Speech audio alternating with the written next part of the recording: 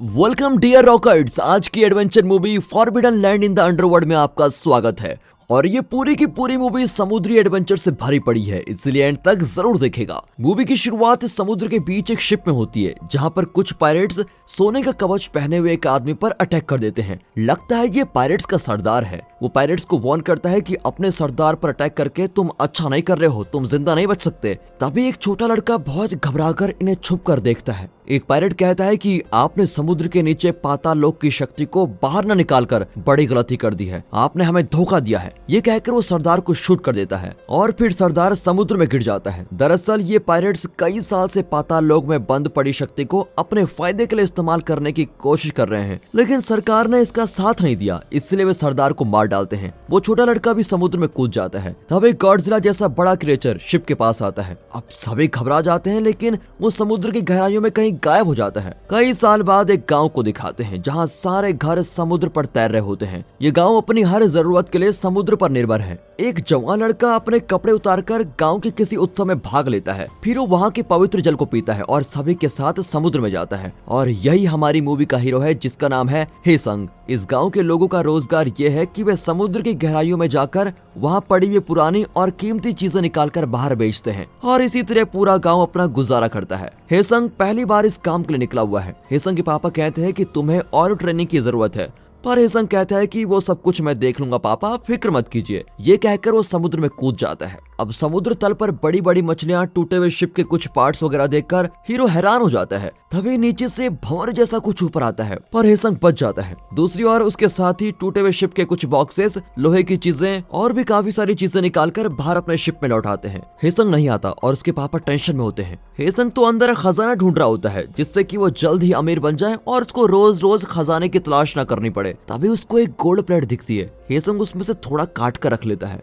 अब उस gold plate की शक्ति हेसंग के अंदर जाने लगती है, लेकिन हेसंग उसको सीरियसली नहीं लेता और शिप की ओर लौट रहा होता है। तभी गॉडजिला उसका पीछा करता है और उसको पकड़ देता है, लेकिन उसे कुछ नहीं करता। हेसंग खुद को छुड़ाने की कोशिश करता है, लेकिन बेहोश हो जाता है। तभी हेसंग के पापा आकर उसको एक रस्सी देते हैं और ऊपर जाने को कहते हैं। अब हेसंग आधी बेहोशी में होता है और गॉडजिला फिर से अटैक करता है। हेसंग किसी तरह बचकर पानी से ऊपर आ ही जाता है, लेकिन अब वो अपनी शिप से बहुत दूर होता है और उसके सामने होता है गॉडजिला। अब मैं क्या करूं, ये सोचकर वो वहीं पर तैर रहा होता है। अब एक नई मुसीबत खड़ी हो जाती है कि एक पायरेट शिप भी वहां पर आ जाता है। अब उससे बचने के लिए वे सभी हेसंग को छोड़कर अपने शिप की ओर चले जाते हैं। हेसंग देखता है कि पायरेट शिप उसके बहुत पास आ चुका है। वो कुछ नहीं कर पाता और पायरेट्स उसको पकड़कर अपनी शिप में लेके जाते हैं। वे हेसंग को एक कमरे में बंद कर देते हैं। तभी पायरेट शिप की कैप्टन वहां पर आती है, जिसका नाम वेनेजा है। वो हेसंग को चेक करती है और उसके हाथ का टैटू देखकर बिल्कुल चौंक जाती है, क्योंकि वो पायरेट्स का सिंबल होता है। फिर हेसंग के पास गोल्ड प्लेट देखकर पूछती है कि तुम तो साधारण इंसान लगते हो, पर तुम्हें गोल्ड प्लेट कहाँ से मिला? वो बताता है कि समुद्र की गहराई में मुझे गोल्ड मिला। अब वेनेजा जरा सीरियस हो जाती है और हेसंग को स्टोर रूम में बंद करने का ऑर्डर देती है। वे हेसंग को स्टोर रूम में बांध कर रखते हैं, जहाँ पर एक खूबसूरत लड़की भी होती है। यही मूवी की हीरोइन है, जिसका नाम है जेबा। जब हेसंग को होश आता है तो जेबा पूछती है कि तुम्हें यहाँ पर क्यों लाया गया है? मैं तो समुद्र के नीचे वाले पाताल लोक को देखने आई हूँ, जहाँ पर एक बहुत ही शानदार शहर है। सुना है वहाँ बहुत ज्यादा शक्ति छुपी हुई है। इस पर हेसंग को एक फ्लैशबैक याद आता है। हेसंग के पापा कहा करते थे कि समुद्र तल के नीचे पाताल है, जहाँ बहुत बड़ा ट्रेजर है, तुम्हें किसी तरह उसको ढूंढ निकालना है। अब हेसंग को यकीन हो ही जाता है कि उसके पापा सच कहते थे। वो बुजुर्ग जो हेसंग के साथ रहते थे वो उसके पापा नहीं है, बल्कि उन्होंने हेसंग को छोटी उम्र से पाला था। जेबा कहती है कि तुम किसी तरह मेरी रस्सी खोल दो, फिर मैं तुम्हें खोल दूंगी, हम दोनों बचकर अपने रास्ते से निकल जाएंगे। हेसंग बड़ी मुश्किल से उसकी रस्सी खोल देता है और वो भी हेसंग को छुड़ा देती है। दोनों कमरे से फिर बच निकलते हैं। अब हेसंग उस शिप में ट्रेजर ढूंढने लगता है, ताकि वो कोई कीमती चीज अपने गांव लेके जाए और सभी को खुश करे। तभी वो एक सीक्रेट रूम में जाता है, जहाँ पर उसकी गोल्ड प्लेट रखी हुई है। वो गोल्ड प्लेट उठा लेता है। दूसरी ओर जेबा गलत जगह पहुंच जाती है, जहाँ सभी शराब पी रहे होते हैं और वो जेबा को पीने को कहते हैं। जेबा उनसे बड़ी मुश्किल से बचकर शिप के डेक पर आ जाती है। वहाँ सभी उसे समुद्र में कूद जाने को कहते हैं। अब जेबा घबराकर वहीं खड़ी रहती है। तभी हेसंग अचानक आकर जेबा को भी साथ लेकर समुद्र में कूद पड़ता है। दोनों एक छोटी बोट में चढ़ जाते हैं। तभी वेनेजिया हेसंग की पीठ पर एक तीर चलाती है और अपने आदमियों को डांटती है कि उन्हें बचने क्यों दिया। अगले सीन में दिखाते हैं तो जेबा और हेसंग बोट में जा रहे होते हैं और जेबा हेसंग के घाव पर मरहम लगा रही होती है। दर्द के मारे हेसंग तड़पने लगता है। जेबा कहती है कि यहाँ पास में मेरा एक सीक्रेट आइलैंड है, जब तक तुम ठीक नहीं हो जाते हम वहीं पर रुकेंगे। आधी बेहोशी में हेसंग भी मान जाता है। हेसंग अपना गोल्ड प्लेट दिखाकर कहता है कि इसी की वजह से वेनेजिया मुझे मारने से कतरा रही थी। क्या इसके बारे में तुम कुछ जानती हो? अब गोल्ड प्लेट पर बने सिंबल को देखकर जेबा अंदाजा लगाती है कि ये पाताल लोक का गोल्ड है। हम दोनों मिलकर उस ट्रेजर को ढूंढेंगे, ठीक है, पर पहले तुम्हारे घाव बढ़ जाएं उसके बाद। अब इनकी बातों के बीच उनकी बोट के सामने एक बर्फ की दीवार खड़ी दिखती है। हेसंग थोड़ा घबरा जाता है, पर जेबा कहती है कि डरो मत, ये सिर्फ बर्फ की दीवार है, उस पार मेरा ही आइलैंड है, लेकिन कोई भारी इंसान उस आइलैंड में कदम नहीं रख सकता। लेकिन तुम डरो मत, मेरे पास एक लिक्विड है जिसकी मदद से तुम आइलैंड के अंदर जा सकते हो। पर हेसंग दर्द के मारे कुछ भी कह नहीं पाता। अब दोनों एक बर्फीली जगह पर पहुंचते हैं। इतनी ठंड हेसंग से बर्दाश्त नहीं हो पाती और वो कहता है कि मैं तो फ्रीज होने वाला हूँ। तभी जेबा हेसंग को अपने पास रखा हुआ एक लिक्विड देती है और खुद भी पीती है। वो कहती है कि इससे हमारे शरीर का तापमान बढ़ेगा और ठंड महसूस नहीं होगी। ये कहकर वो हेसंग को गले लगा लेती है और कहती है कि अबे सो मत जाना वरना मर जाओगे, समझे।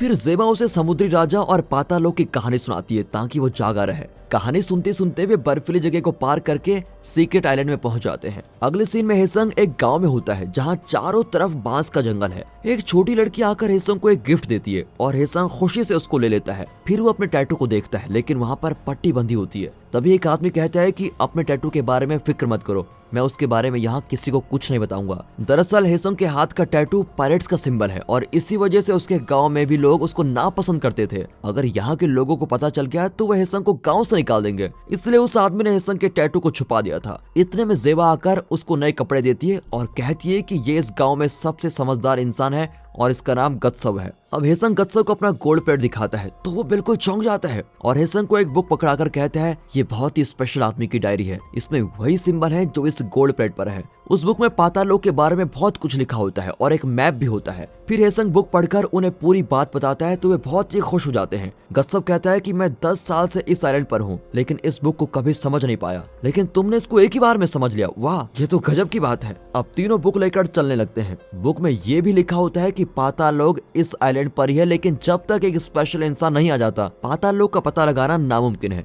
शायद हेसंग ही वो स्पेशल इंसान है। हेसंग पूरी बुक पढ़ लेता है और वे पातालोक की तलाश में निकल पड़ते हैं। फिर वे एक झरने से होकर एक बड़े पहाड़ को पार करते हैं। फिर वे धीरे धीरे समुद्र तट पर चलने लगते हैं। वे नहीं जानते कि वे कहाँ जा रहे हैं, लेकिन वे मैप को फॉलो कर रहे होते हैं। अब सफर के दौरान हेसंग को जेबा की बातें और उसका एटीट्यूड बहुत ही पसंद आता है। वहाँ वेनेजिया को एक कबूतर के जरिए मैसेज मिलता है और वो शिप को एक दिशा में मोड़ने को कहती है। हेसंग, जेबा और गत्सव एक पहाड़ की चोटी पर जाते हैं। उन्हें खूबसूरत समुद्र दिखता है लेकिन कोई शहर नजर नहीं आता। अब गत्सव मायूस हो जाता है, लेकिन हेसंग जेबा से उस जगह का नाम पूछता है तो जेबा कहती है कि किसी को वहां जाने की इजाजत नहीं है। तभी हेसंग बताता है कि इसका मतलब वो जगह ही हमारा लक्ष्य है। ऊपर से देखने पर हेसंग को एक होल जैसा कुछ दिखता है। हेसंग कहता है कि मैप के अनुसार यही पातालोक पहुंचने का रास्ता है। तीनों उस होल में जाते हैं और समुद्र की गहराइयों में लगातार स्विम करते हैं। आखिर वो रास्ता एक गुफा में जाकर खत्म होता है। तीनों उस बड़ी गुफा में जाते हैं जो प्राकृतिक नहीं बल्कि इंसान की बनाई हुई गुफा लगती है। तीनों रस्से की मदद से अंदर जाते हैं। रास्ते में अचानक गत्सव चिल्लाता हुआ आता है।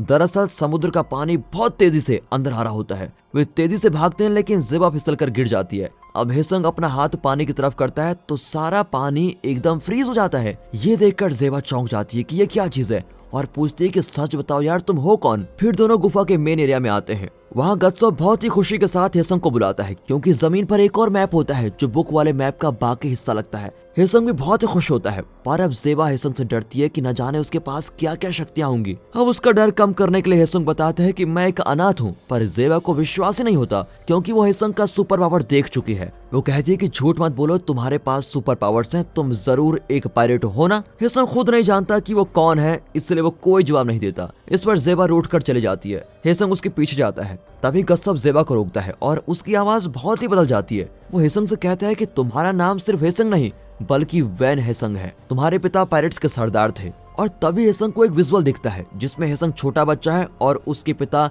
वही सरदार हैं जो मूवी की शुरुआत में दिखाए गए थे। और जो लड़का छुपकर सरदार और पायरेट्स को देख रहा था वही हेसंग था। अब हेसंग को सब कुछ साफ साफ पता चल जाता है। हेसंग हैरान होता है कि ये सब गत्सव को कैसे पता चला। गत्सव बताता है कि मैं भी एक पायरेट हूँ और तुम्हारे पिता की पायरेट आर्मी में था, इसलिए मैं तुम्हारे बारे में इतना कुछ जानता हूँ। दरअसल गत्सव ने हेसंग के टैटू और गोल्ड प्लेट को देखकर पता लगा लिया था कि ये उनके पुराने सरदार का बेटा है। अब हेसंग उस पर गुस्सा होता है कि आप सिर्फ पातालोक की शक्ति के लिए हमारे पीछे आए हैं, पर वो वहाँ से चला जाता है। दरअसल सबका ये विश्वास है कि पातालोक में इस दुनिया पर राज करने की शक्ति बसी हुई है, इसलिए कई जमाने से पायरेट्स पातालोक की शक्ति को पाने की कोशिश कर रहे हैं। जब हेसंग गुफा से बाहर निकलता है तो पायरेट्स गांव वालों को मार रहे होते हैं। वेनेजिया भी वहीं पर होती है। अब गत्सव पायरेट्स को रोकता है और कहता है ये तुम लोग क्या कर रहे हो, तभी सारे पायरेट्स गांव वालों को मारना बंद करके गत्सब के आगे सर झुकाते हैं। जेबा बहुत शौक होती है क्योंकि इतने साल से वो गत्सब को एक साधारण इंसान समझ रही थी, पर ये तो पायरेट्स का सरदार निकला। उसने पायरेट्स को मैसेज भेजकर यहाँ पर बुलाया था।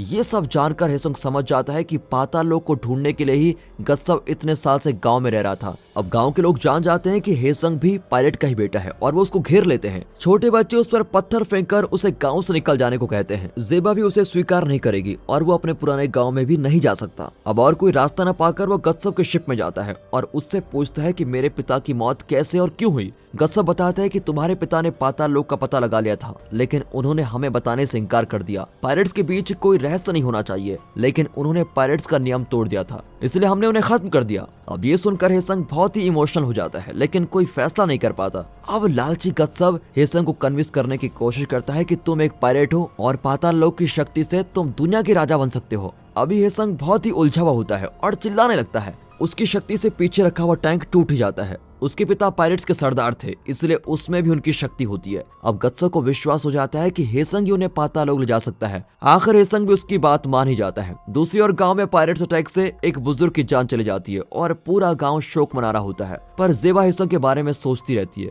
वो हेसंग के गांव जाकर उसके पिता से मिलती है, जिन्होंने हेसंग को बड़ा किया था। वो हेसंग से बहुत प्यार करते हैं, लेकिन गांव वाले उन्हें हेसंग से संबंध तोड़ देने को कहते हैं क्योंकि वो एक पायरेट है। वो गांव वालों को समझाते हैं कि हेसंग पायरेट का बेटा हो सकता है, लेकिन बचपन से लेकर आज तक वो इस गांव में पला बड़ा हुआ है, इसलिए वो पायरेट नहीं है। अब गांव वाले भी दुविधा में पड़ जाते हैं कि गत्सब जैसे पावरफुल पायरेट की टीम से लड़कर हेसंग को कैसे छुड़ाया जाए। तभी हेसंग के पिता कहते हैं कि मैं अपने बेटे को बचाने जा रहा हूँ, जो मेरे साथ आना चाहता है आ सकता है। वहाँ गत्सब और हेसंग को समुद्र तल पर एक मैप मिलता है, जिसकी मदद से पाताल लोक को खोलकर उसकी शक्ति को निकाला जा सकता है। अब सभी पायरेट्स हेसंग को अपना सरदार मान लेते हैं। वे उसके आगे एक बाल्टी में पानी रखते हैं और वो अपनी शक्ति से पानी में भंवर पैदा करता है। उसी वक्त समुद्र में भी भंवर उठता है। सब उसकी शक्ति से बहुत खुश होते हैं। तभी एक फिशिंग शिप उनकी ओर आता है। वे हेसंग के पिता का शिप है, जिसमें हेसंग के फ्रेंड्स भी आए होते हैं। वे कहते हैं कि हम सब तुम्हें लेने आए हुए हैं। तभी जेबा भी आकर कहती है कि पायरेट की ड्रेस पहन ली तो पायरेट बन जाओगे क्या? तुम कोई पायरेट वायरेट नहीं हो, समझे? तुम मेरे साथ चलो। अब हेसंग इमोशनल होकर कहता है कि मैं पायरेट्स के सरदार का बेटा हूँ,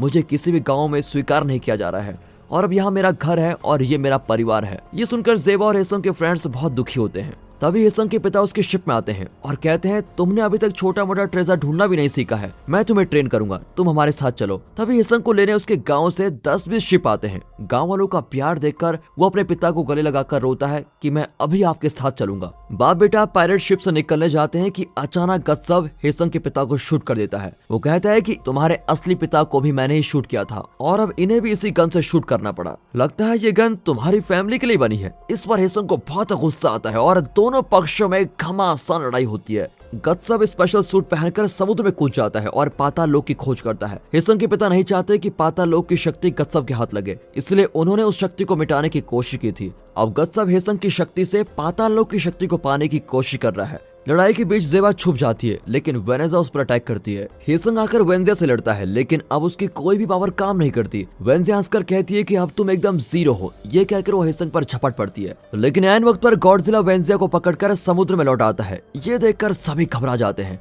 लगता है ये गॉडजिला भी हेसंग की पावर है। फिर इनका शिप भंवर में फंस जाता है। तभी हेसंग पाताल लोक में कूदने की कोशिश करता है। जेबा उसको रोकती है, लेकिन हेसंग कहता है मुझे अपने पिता की मौत का हिसाब चुकाना है। ये कहकर वो पाताल लोक में कूद पड़ता है। नीचे सब कुछ एकदम शांत होता है। गत्सब एक जगह पर खड़ा होता है और वहाँ की शक्ति को अपने अंदर समेट रहा होता है। उसका शरीर ही गोल्ड में बदलने लगता है और अगर इसे पूरी शक्ति मिल गई तो ये दुनिया पर राज कर सकेगा। अब वो अपनी शक्ति से उस जगह को ही फ्रीज कर देता है और इस वजह से समुद्र और शिप भी फ्रीज हो जाते हैं। हेसंग गत्सब के पास भी नहीं जा पाता। किसी तरह उठकर वो फ्रोजन शिप को तोड़ने की कोशिश करता है, लेकिन अब उसके पास इतनी शक्ति नहीं होती। गोल्ड प्लेट हाथ में लिए वहीं बेहोश हो जाता है। कुछ ही देर में गोल्ड पिघलकर उसके हाथ में चढ़ने लगता है, क्योंकि ये उसके पिता की कवच का सोना है। हेसंग के हाथ पर भी वो कवच बन जाता है। अब हेसंग में नई शक्ति आ जाती है और वो एक मुक्के से ही बर्फ को तोड़ देता है। फिर धीरे धीरे पूरी बर्फ टूट जाती है। इस वजह से गत्सब की गोल्ड पावर कम होने लगती है और बर्फ के बड़े बड़े टुकड़े उस पर गिरते हैं और वो मर जाता है। अगले सीन में जेबा और हेसंग के फ्रेंड्स शिप में होते हैं और उनको बहुत सारा सोना मिलता है। वे सब बड़े खुश होते हैं, लेकिन जेबा हेसंग की राह देखती रहती है और तभी हेसंग पानी से बाहर निकलता है। उसको देखने के बाद ही जेबा को तसल्ली होती है।